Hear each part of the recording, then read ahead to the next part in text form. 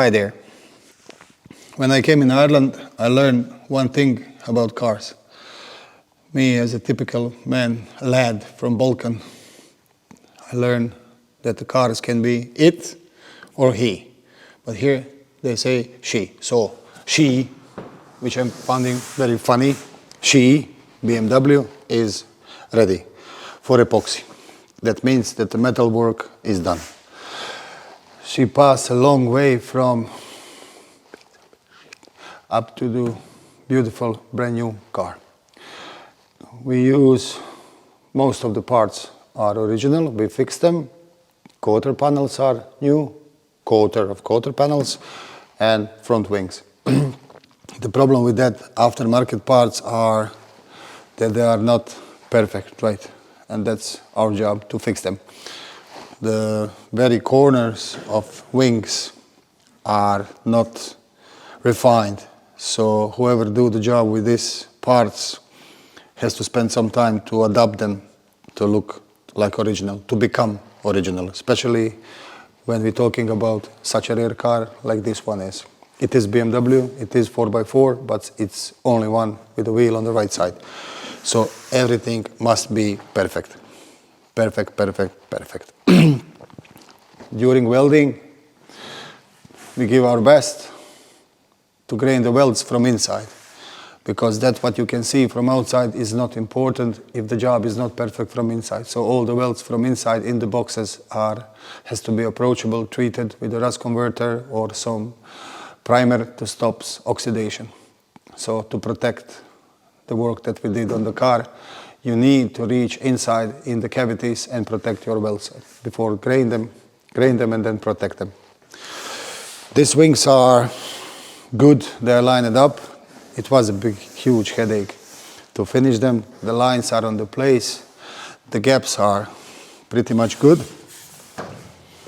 I don't want to use that word perfect, but let's say good. So everything is like in Deutschland before 30 years ago. Gap here, gap there, bonnet, boot, everything. Let me show you the mask and the front bumper. This is one old rusty bumper that I use just as a guidance to see how the rest will fit when the new one comes. I just placed the mask. Oh, okay. Now it's working. So when you observe all the gaps around the mask, they had to be equal. That's why it's important when you weld to make a setup so you can move slightly left, right, couple millimeters or centimeters or whatever, so everything looks fine. Here was a bit of rust on the bonnet. I treated inside everything with a rust converter, and this part is changed. Next time, if you decide to go with us on YouTube, you'll see this car in epoxy.